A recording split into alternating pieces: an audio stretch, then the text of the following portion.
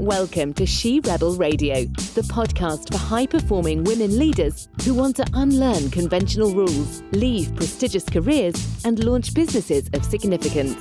Each week, She Rebel Radio brings you insights and advice from women entrepreneurs who transformed their prestige prisons into daring entrepreneurial success stories. Now, here is your host, Lulu Nins. Welcome to episode 7 of She Rebel Radio.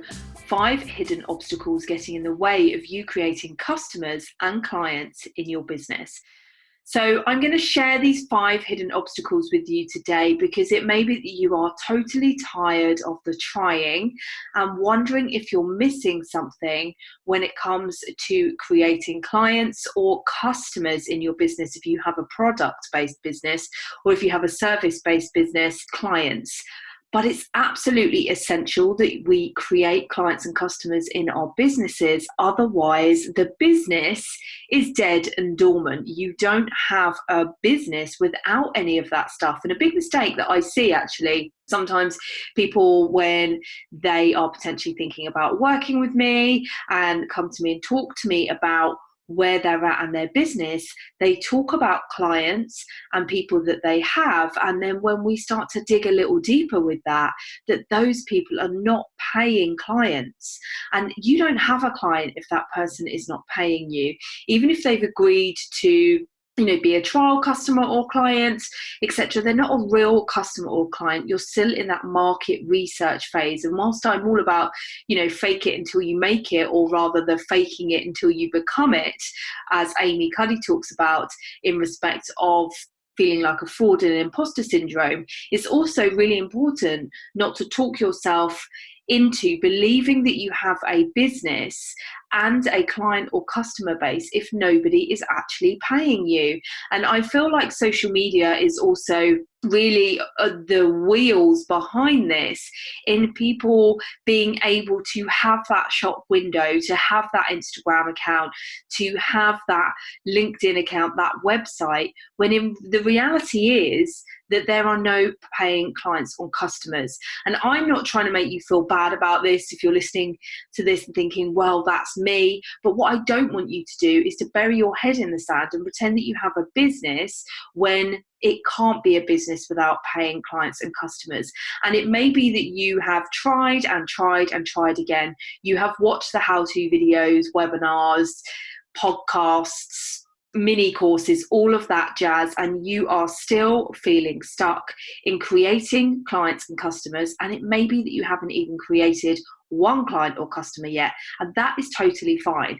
But let's start ripping that down and getting back to basics here, because what I really hear other people talking about is all about over social media, get to know your ideal client, get to know your ideal client. And you've probably heard, if you've listened to the first 6 episodes of She Rebel Radio, I've talked about this kind of path of coming out of a position of prestige and into a business, and there's a lot of exploring and fun to be had and experimenting, and also difficult times as well. But I don't really hear people talking about what it's like to get to know yourself, because you need to get to know yourself before that ideal client, and you also potentially need to experience and experiment with ideal clients before you can start to speak to that person directly and be crystal clear about who it is that you're serving and why it is that you're serving them and what solution that you're providing to them. So in my really gentle submission, I'm really sounding lawyerish here, is that is to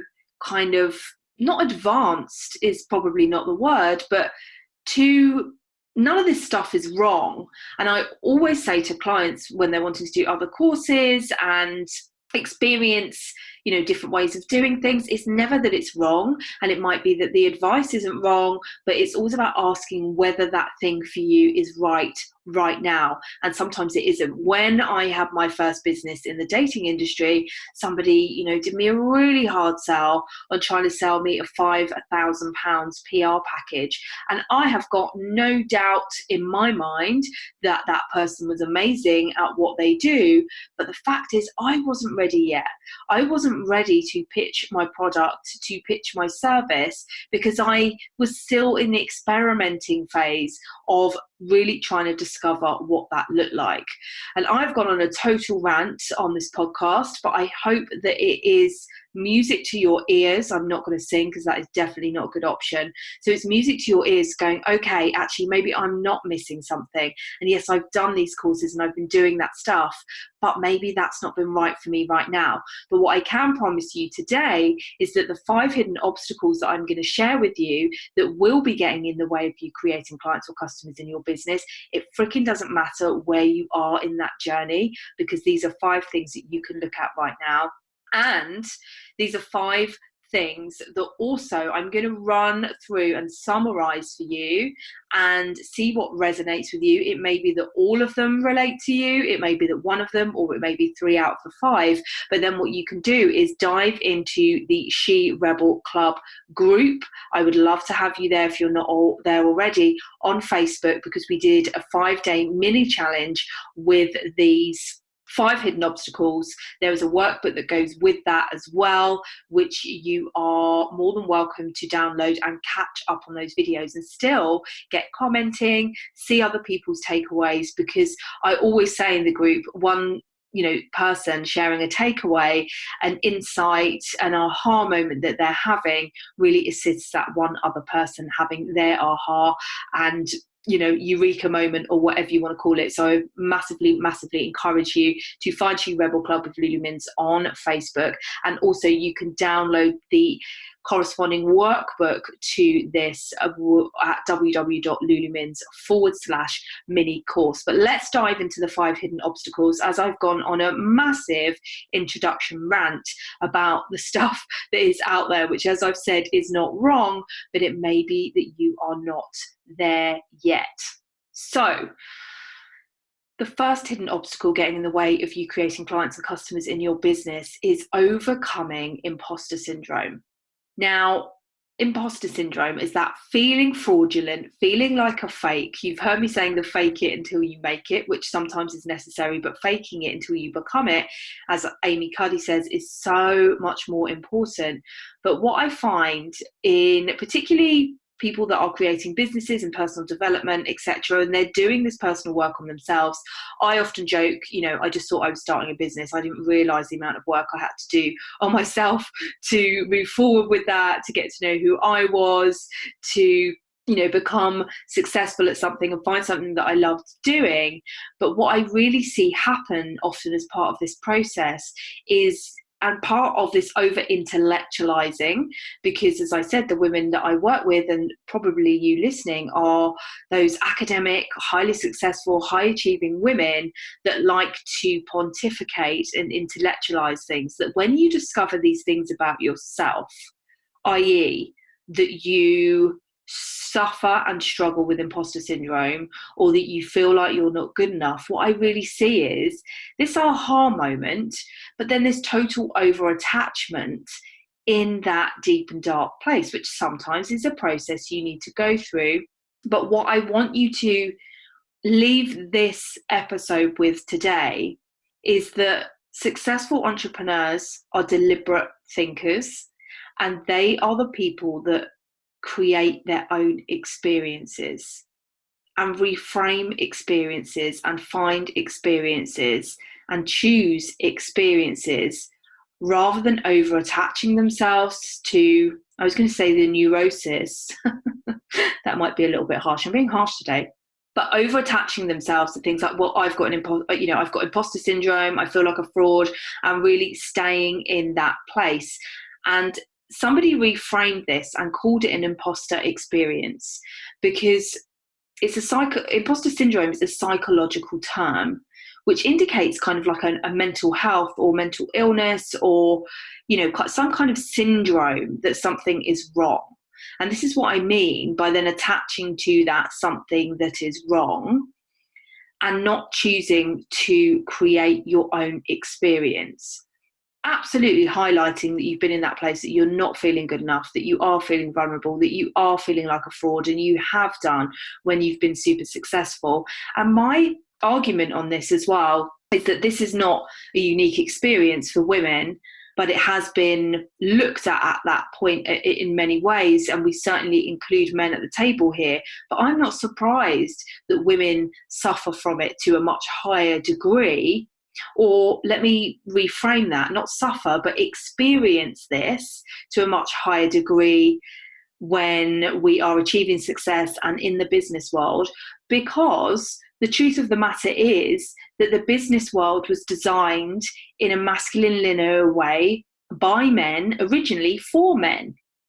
So it's no wonder that we do feel like a fraud or a fake in that environment, because there has been a lot of changes of behaviour of what may be natural to us or what we want to do. And I see this at networking events of women, in inverted commas, kind of walking around and talking the talk and walking the walk and playing the game.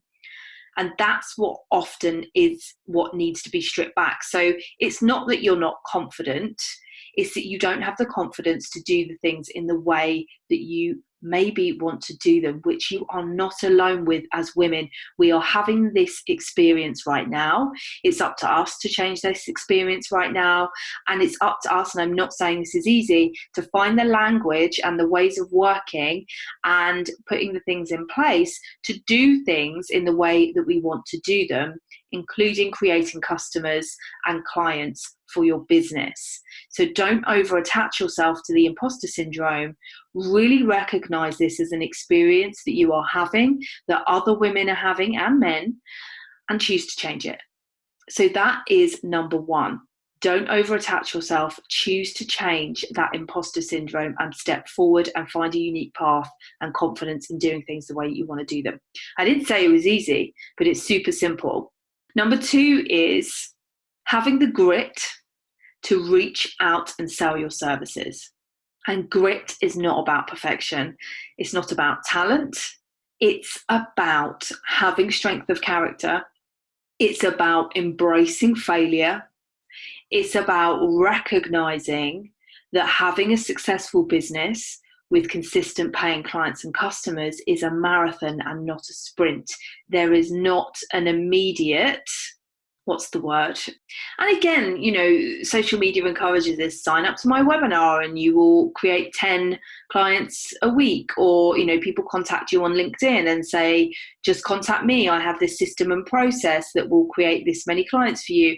Well, it won't if you haven't got certain things in place, which I open the show talking about that. If you don't know who you are and you don't know what it is that you are selling and you don't know who it is that you're serving yet and you're experimenting and all of that, that doesn't mean you can't create clients and customers and start moving forward with things. But it takes grit. It takes you reaching out. And a big mistake I see is people sitting there, for women from prestigious positions. And again, this is a real mindset shift. You need to be the creator of your business and go out there and make things happen. You can't make pretty, workbooks or pictures or whatever it is and expect people to come to you. You need to go out there and sell your customers or your clients, your product and service. And you need to fail and fail again. You need to find being reasonable at this, to good to this, to excellent at this. And you need to ditch that perfection. You need to not hide behind the talents and the skills that you have, because you can be the most talented and skillful person in the world, but not have the grit to reach out and sell your services. And I was at a boot fair, funnily enough, with my dad today, and I grew up on markets with my parents selling. And I feel like that's why I've always had the grit and the tenacity to get out there and sell and make stuff happen and not be afraid to do it, because I grew up doing that on a real ground level. And just because if that's not the case for you, doesn't mean it's not something that you can't learn, that you need to go out and have the grit to reach out and sell your services, which again, I had to do that as a lawyer, was to go out and have the grit and reach and sell and create that strong client base for myself. And again, I see this as a massive lack of women coming out of prestigious positions, hiding behind perfection, hiding behind the talent and the accolades of success that you have, being scared to fail, and really not finding your grit and strength of character, because you absolutely have that. So that is hidden obstacle number 2. Hidden obstacle number 3 is shifting your money mindset. because you are making decisions about what clients and customers may pay for based on your own financial situation at the moment, or maybe based on the things that you perhaps haven't reached out and got support for yourself. You know, if you are a coach and you have done the coaching qualifications, etc., and you haven't yet got your paying clients, your first paying client or paying clients, but you've never paid for a coach yourself to help you with anything, then you're going to project that story in other people, that other people are not going to buy your services, and they probably won't, because I wouldn't sell something that I'd never actually purchased myself. So I'm going to leave that with you. So really changing your relationship around money. And this is really important as well when you've broken out perhaps from your prestigious position already and money is an issue for you and you're in lack and scarcity, etc. Then you will be permeating that and painting that picture around other people. I was there. It's a really difficult time. So I totally get how hard it is. But again, if you've not worked on your beliefs around money and how to shift that and change gear around it, it's going to keep you massively, massively stuck. So that is another hidden obstacle, which with all the skill set and the how-tos in the world, if you've not worked on that, you're still not going to be selling to the clients and customers as you want. Number 4 is being able to create a powerful and valuable service that you are proud of, or a powerful and valuable product that you are proud of and that you believe in. Because you have to believe in what you're selling, certainly if you're starting a business of meaning or significance. And this is really looking at the external. The first 3 hidden obstacles are the real internal things that you need to find to overcome that imposter syndrome and change your experience becoming a deliberate thinker, to find your grit and tenacity in selling and reaching out and not expecting people to run to you. To the third one, shifting your money mindset and changing gear and not projecting your beliefs on other people. And number 4 is being able to create a powerful and valuable service or product that you are totally proud of, excited to sell, and would be doing people a disservice if you don't get out and sell it. There is so much competition now without you really believing you have that powerful and valuable service to offer and that real uniqueness around what it is that you're selling, that people need this product or service that you're selling and they need it from you. Then you really are, certainly in respect of number 2, going to find it much easier to find your grit in getting out there to sell it, because you haven't got competition now just down the road. As I said, I was at the boot fair. Well, it's a very local place. You know, there's the person selling and the next person selling, and I love that like local vibe. As I said, that's an environment I've grown up in. I love going to the souks in Morocco. It's where I had my first mastermind event with my clients, and the hustle and the bustle and the haggle and the negotiating, again, bring all my lawyer skills into that. And they're all really valuable skills. But now you're not just doing that with the local market down the road. You are doing it in a global economy where anybody can get up and potentially put the product together that you are selling or something similar, or the service. So you have got to really create something powerful and valuable and find that value within it to really find the grit to get out and sell it. So these things are all totally connected to each other, and they are things which, as I've said, all the how-tos and the webinars and the things like that are not going to help if you haven't packaged and put together something that you are really, really proud of. Number 5 is understanding the client / customer creation process. And I would tie into that coupled with the myths of social media. As I've said, you can have like a fake business shop where no income is running through your business, and I'm making no criticism about that. It is great that we have a platform that we can get out and do that, and we all have to start somewhere. But it can all look perfect. But if you don't understand the client creation process, and I've already hinted somewhere here, of reaching out and selling your services, because you're expecting people to bash your door down potentially, with potentially not being sure what it is that you are pitching or selling, and not having something potentially proud to sell. And it's just not the way it works. The money attached to your social media accounts, it was in relation to the inbox, the DMs, the direct messaging. Which, if I can learn this stuff on, in terms of the social media little taglines. I remember not knowing what it used to be. PM, didn't it, for private message? I remember asking someone that, and now it's DM for direct message. But it's all about building relationships with people, because as I said, it's guaranteed whatever it is that you are selling or doing, someone else is selling it too.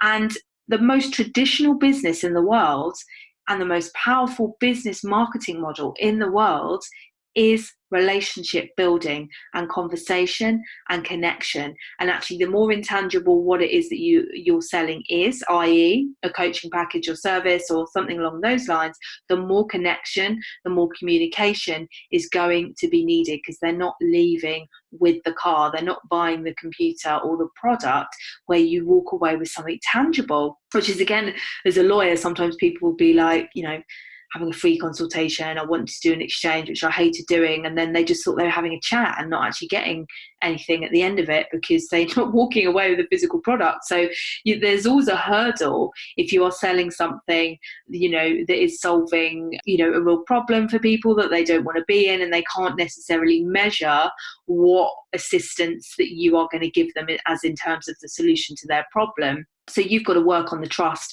the know, like, and trust factor even more. So yes, your social media is for that, but people aren't going to be banging your door down, certainly in the early stages. And you've got to get out there and build those relationships and find the grit in doing it.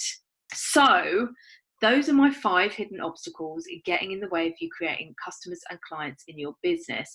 And as I said, the last 2 are the real external, more practical pieces. And the first 3 are those mindset shifts, those, deliberate changes and creations that you can make that, yes, can take time. But when you lock in these 5 cogs and they are all running, you get real alignment, real flow. So they are 5 things to really look at and to focus on. Jump into the She Rebel Club, where you can learn more with the training videos I provided on each of these, because I've literally run through this as a summary today for you to check it out. And you can download the workbook at lulumins.com/mini course. Jump into the She Rebel Club, where I can support you with this. And fear not, it's been a harsh episode today, but there are 5 things I really wanted to share with you for you to get really clear as to what it takes and how you need to. And you can totally kick down these obstacles, but you can't do that if you don't even know what they are first. So that's why I wanted to share it with you, this really valuable episode. Have an amazing rest of the day, and I look forward to episode 8, which is going to be an amazing one, which is coming really soon. Thanks for listening to She Rebel Radio, the podcast for high-performing women leaders who want to unlearn conventional rules, leave prestigious careers, and launch businesses of significance. She Rebel Radio is executive produced and hosted by women's advocate and coach Lulu Mins. If you enjoyed this episode, make sure to subscribe so you never miss another episode. You can find Lulu Mins on Facebook and LinkedIn at Lulu Mins, and on Instagram at LuluMins_biz. Until next week, keep rebelling against the rules and designing success your way.